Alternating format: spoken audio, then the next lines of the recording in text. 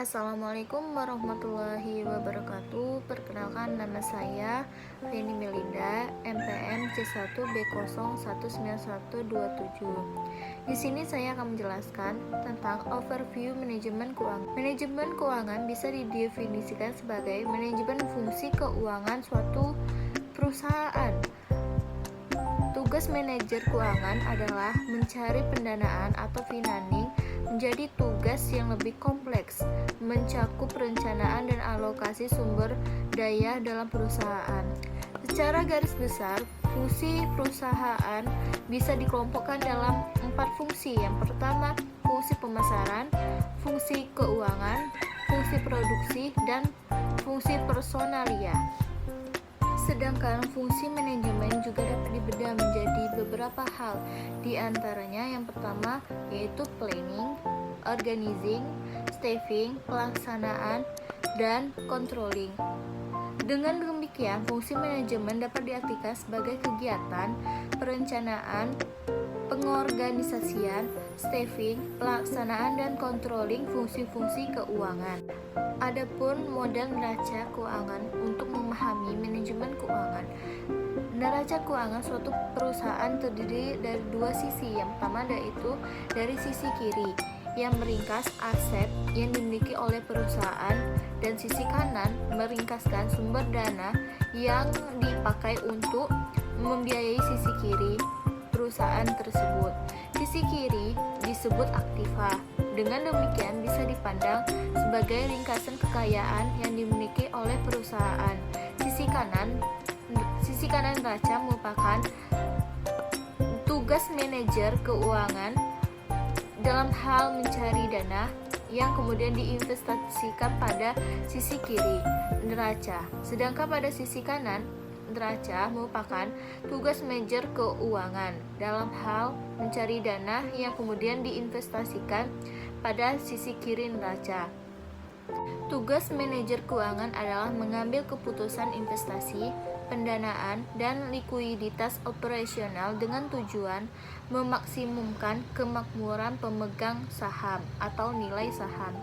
Pendanaan mencakup dalam jangka panjang dan jangka pendek. Komponen jangka panjang atau lancar dari aktiva dan pasiva membentuk modal kerja.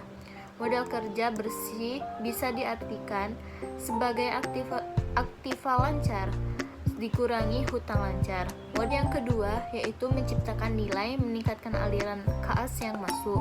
Nilai bisa ditingkatkan dalam menciptakan aliran kas positif. Sebagai contoh, perusahaan bisa menjalankan investasi yang menguntungkan, yaitu memberikan aliran kas positif. Perusahaan bisa mengelola modal kerja sehingga mendatangkan aliran kas masuk yang positif pula. Aliran kas yang menjadi fokus manajer keuangan berbeda dengan keuntungan akuntansi. Keuntungan akuntansi dihasilkan dengan mempertemukan atau pendapatan dengan biaya yang dikeluarkan untuk memperoleh pendapatan tersebut. Metode seperti itu tidak selalu memperhitungkan setiap aliran kas yang timbul akibat transaksi. Tiga dimensi aliran kas yang perlu diperhatikan. Yang pertama, besarnya, timing, dan risiko. Aliran kas yang besar diterima lebih awal dan mempunyai risiko yang rendah, mempunyai nilai yang lebih tinggi. Yang ketiga, maksimasi keuntungan versus maksimasi nilai saham. Tujuan manajemen keuangan seringkali dinyatakan sebagai maksimasi keuntungan. Hal tersebut tidak tepat. Pertama, keuntungan yang besar melalui jumlah saham yang besar tidaklah sebaik yang kita inginkan. Yang kedua, keuntungan per lembar saham juga bukan merupakan tujuan yang tepat. Keuntungan per lembar saham tidak memperhatikan nilai waktu, uang, dan risiko. Di samping itu, ditujukan dalam contoh keuntungan akuntansi lain dengan aliran kas. Aliran kaslah yang harus diperhatikan oleh manajer keuangan. Maksimasi keuntungan dengan maksimasi nilai saham.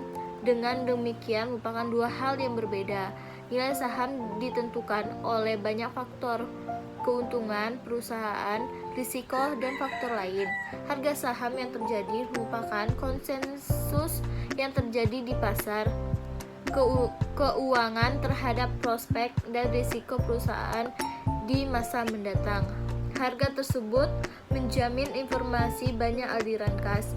Harga tersebut mencerminkan informasi besarnya aliran kas, timing, risiko, dan lainnya yang dianggap relevan dan investor. Yang keempat, manajer dan pasar keuangan. Hubungan manajer dengan pasar keuangan yang pertama yaitu manajer mencari dana dari pasar keuangan dengan jalan menerbitkan sekuritas atau memperoleh pinjaman dari lembaga keuangan. Yang kedua, dana tersebut kemudian diinvestasikan oleh manajer keuangan dengan cara membelikan aset yang bisa menghasilkan kembalian. Yang ketiga, sebagian dana tersebut dikembalikan ke pasar keuangan melalui medium yang berbeda. Yang keempat, sebagian ditanamkan kembali oleh manajer keuangan ke dalam perusahaan. Yang kelima, perusahaan sebagai serangkaian kontrak. Nah, di dalam perusahaan pasti ada namanya kontrak kerja antara pekerja dengan perusahaan. Misalnya, karyawan menandatangani kontrak untuk bekerja di suatu perusahaan. Bank memberi pinjaman berdasarkan kontrak yang tertentu dalam perusahaan. Manajer dikontrak oleh pemegang saham untuk mengelola perusahaan agar perusahaan tersebut menghasilkan aliran kas yang bisa meningkatkan nilai perusahaan, yang dengan demikian meningkatkan kemakmuran pemegang saham. Pemegang saham itu sendiri tidaklah homogen. Ada pemegang saham mayoritas, pemegang saham minoritas. Keduanya tidak mempunyai tujuan yang konsisten satu sama lain, yang berarti mempunyai potensi konflik.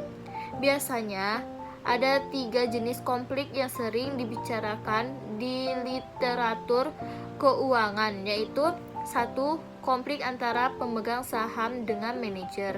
Yang kedua, konflik antara pemegang saham dengan pemegang hutang. Yang ketiga, konflik antara pemegang saham mayoritas dengan minoritas. Sekian penjelasan materi dari saya. Mohon maaf jika ada kesalahan kata-kata yang materi yang saya jelaskan tadi. Demikian, atas perhatiannya saya ucapkan terima kasih. Wassalamualaikum warahmatullahi wabarakatuh.